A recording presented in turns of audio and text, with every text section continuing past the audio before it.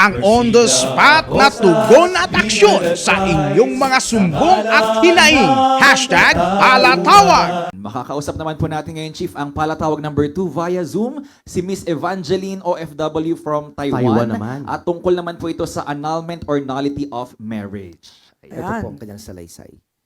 Good day po. Ako po si Evangeline Cosca.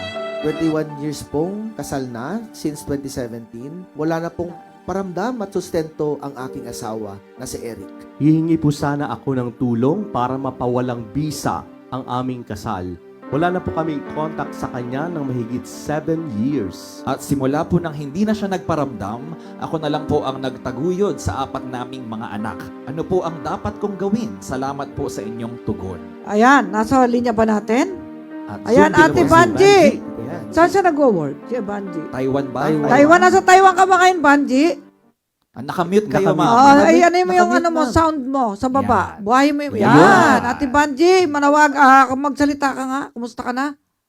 Okay ka lang? Afternoon po, soon senadora. Wow! Ay, Soon, Senadora. ay ma'am, ano po, nasaan ang asawa mo ngayon? Nasaan? Missing po, missing. Missing in Missing in action. action. 7 years na daw pong wala silang kontak. Declaration of 7 years. presumptive death ang gagawin natin.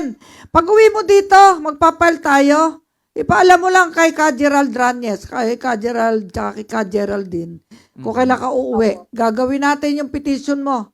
Petition for ano yan eh. Declaration of presumptive death. Para ma-annul na yung kasal 7 mo. years na silang 7 walang years contact. na. Bakit missing? Nag-abroad din ba siya?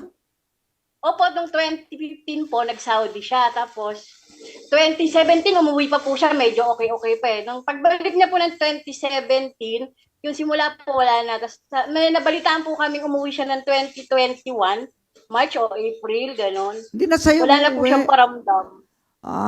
Baka sa iba na. Sa mga Baka sumasa kabilang bahay na. May nagsabi na nga po, nakakita sa Surigao company niya, na-confirm na may kinakasamang classmate niya dati. Oo. Yun. Ay, kung buhay pa, may balitang buhay, ay annulment po, ipapile natin. Hindi po presumptive death.